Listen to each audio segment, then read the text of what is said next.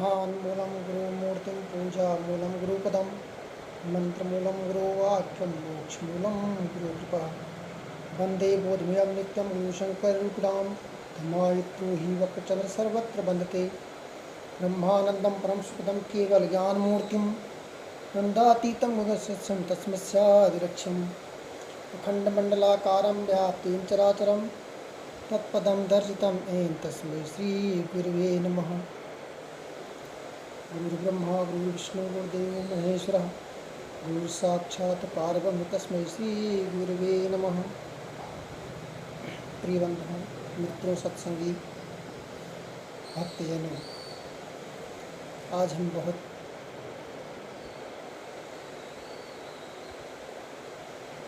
ज्ञान की जानकारी लेकर आपके सामने प्रस्तुत किए हैं। आज का विषय हमारा है कि गुरु जीवन में क्यों धारण करना चाहिए, गुरु क्यों उपयोगी है, और मैं आपको विस्तार से उसके बारे में थोड़ा बताने की कोशिश करूँगा।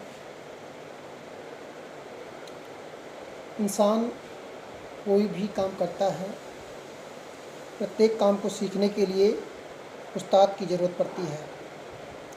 जिस तरह अनपढ़ को विद्या प्राप्त करने के लिए शिक्षक की ज़रूरत पड़ती है, उसी तरह से एक अध्यात्म ज्ञान में न रचित रहने वाला जो भक्ति मार्ग में नहीं है, उसके लिए भी एक गुरु, एक मार्गदर्शक की आवश्यकता होती है, जो सच्चा मार्ग, सच्ची भक्ति सिखा सके, बता सके।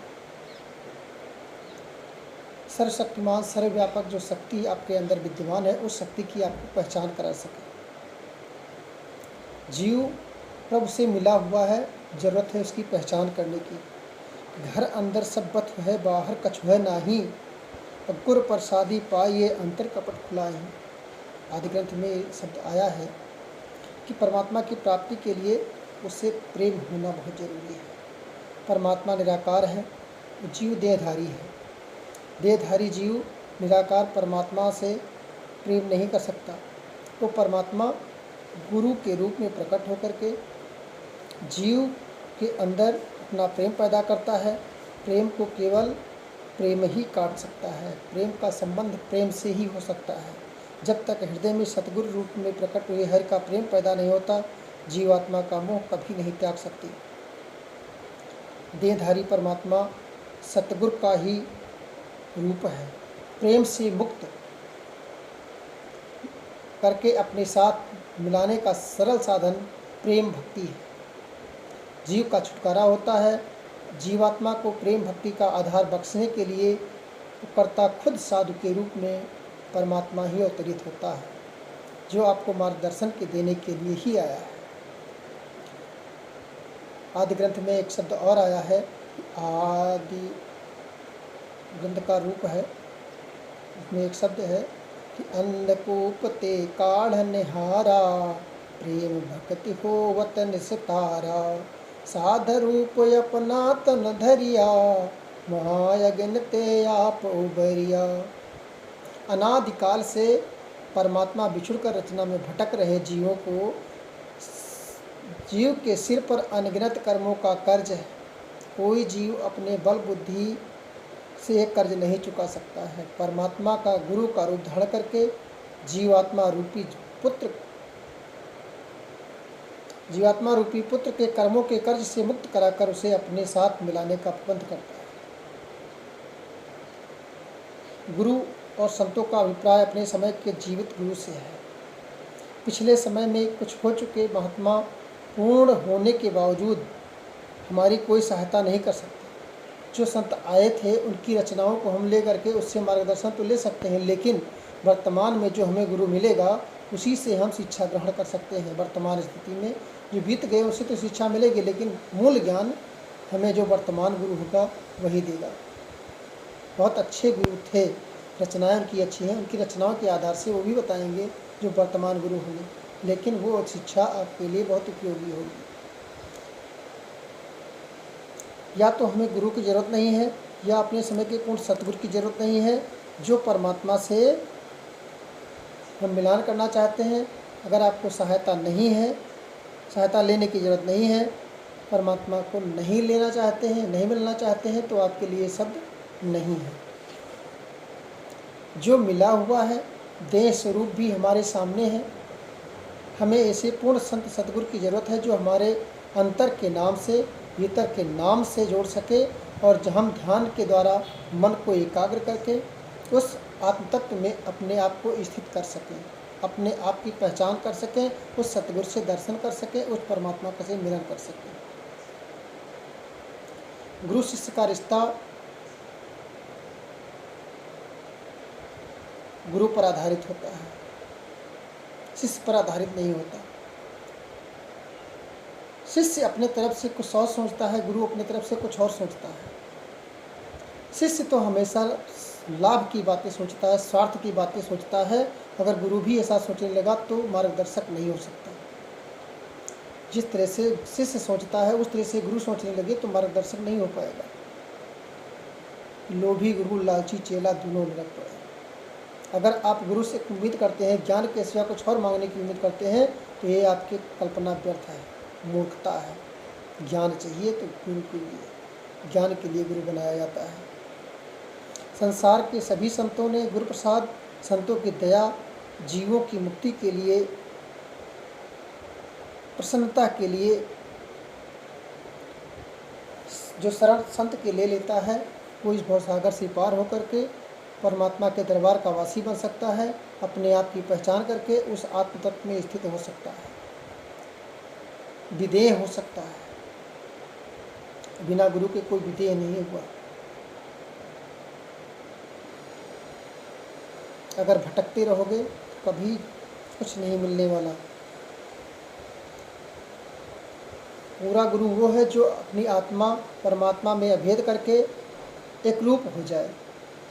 केवल ऐसा महात्मा ही जीवों को सच्ची प्रभु भक्ति द्वारा मिला सकता है। पूर्ण गुरु को ही शब्द स्वरूपी, शब्द अभ्यासी सतगुरु कह करके पुकारा गया है।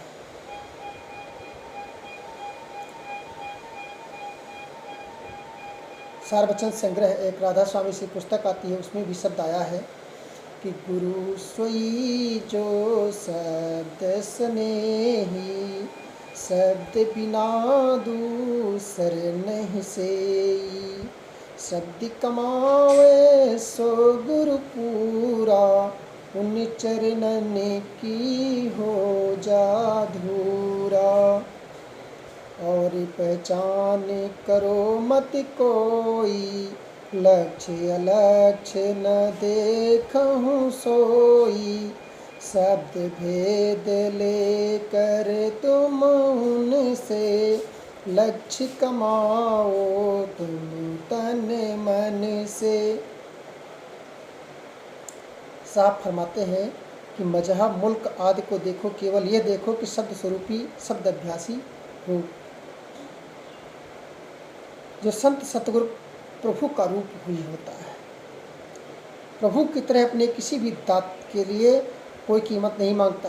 वो अपनी शरण में आने वाले जीवों को प्रभु से मिलाप की युक्ति भी सिखाता है।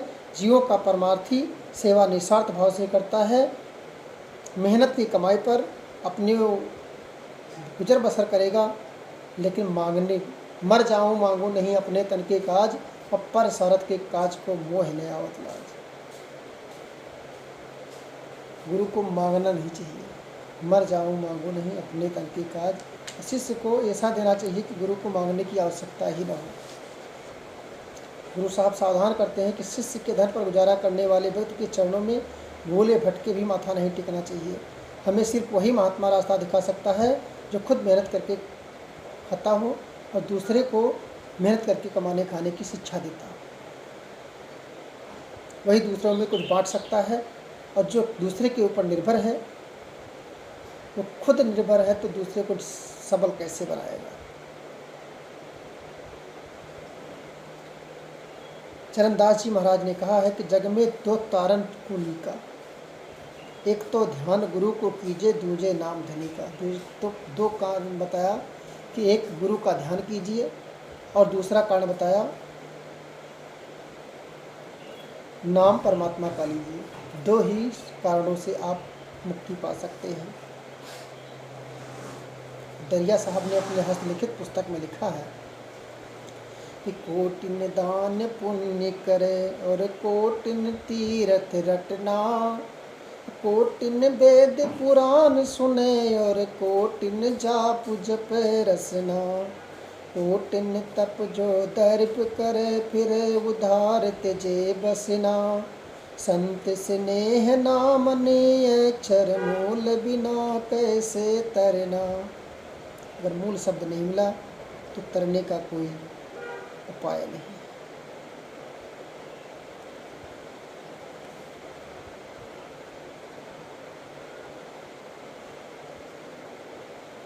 पलटू साहब ने भी शब्द के बारे में कहा है, संत स्नेही नाम है, नाम स्नेही संत, नाम स्नेही संत को वही मिलावे। वो है वाकिफ कार मिलन की राह बतावे। जप तप तीरथ व्रत करे बहुत तेरा कोई। बिना वसीला संत नाम से भेंट न होई। कोटिन करे उपाय भटक सगरों से आवे। संत दुआरे जाए नाम को घर तब पावे। पलटू ये है प्राण याद से तियोर अंत। संत स्नेही नाम है, नाम स्नेही संत। पलटू साहब ने कहा है कि संत सतगुरु जब तुम्हारे द्वारे आते हैं, आप उनके द्वार जाते हैं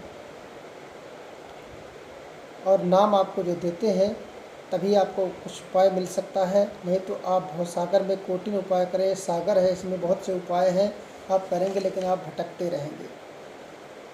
तुलसी साहब ने लिखा है कि तुलसी बिना करम किसी मुर्शिद रसीदा के। तुलसी बिना करम किसी मुर्शिद रसीदा के। राहे निजात दूर है उस पार देखना। जहाँ जाना है उसे बहुत नज़दीक से देखने की कोशिश, तत्काल परीक्षण करने की कोशिश न करो। ये धीरे धीरे अभ्यास से, बहुत दूर है, समय लगेगा, धीरे धीरे लेकिन पहुँच जाओगे।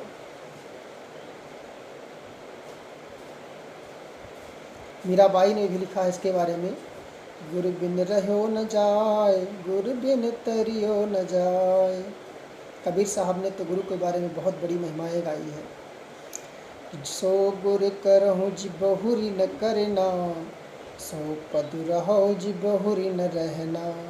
सो ध्यान धरो जो बाहर ना धरना, ऐसे मरहु कि बिना फिर बहुरी के मरना। ऐसा मर जाओ कि फिर बार बार मरने की जरूरत ही न पड़े।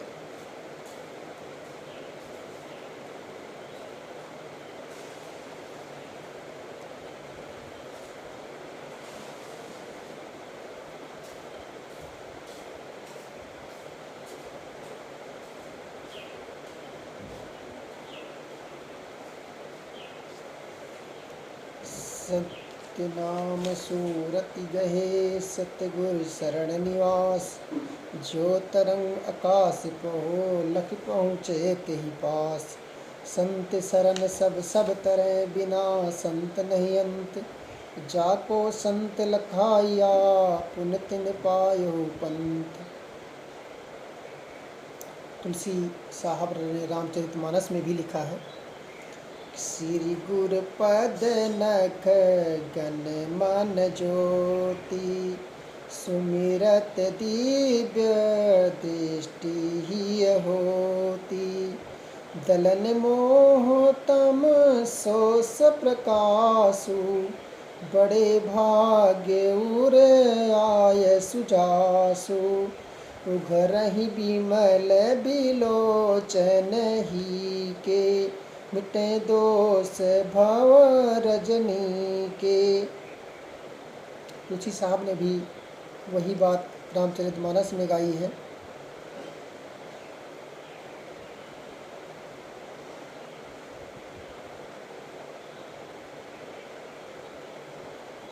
दरिया साहब ने अपने ग्रंथ में लिखा है, दरिया सागर में लिखा है कि बिना शब्द नहीं हो ही उबारा। बिन सतगुरु नहीं उतर ही पारा। बिना सतगुरु के पार नहीं पा सकते हैं। जगजीवन साहब ने भी अपनी वाणी में लिखा है कि राम संत ते अंतर नाही, संत ते कबहु न्यारे नाही, जग जीवन कहे प्रकट पुकारी, अपने मने माले वो विचारी। अपने मन में विचार कर लीजिए कि संत और गुरु को राम से कम नहीं मानना चाहिए, राम मान करके ही उनकी सेवा पूजा अर्चना करना चाहिए। जिस तरह से भगवान को आप पूजा अर्चना करते हैं उसी तरह से उनकी सेवा भगत करना चाहिए, उनसे ज्ञान लेना चाहिए।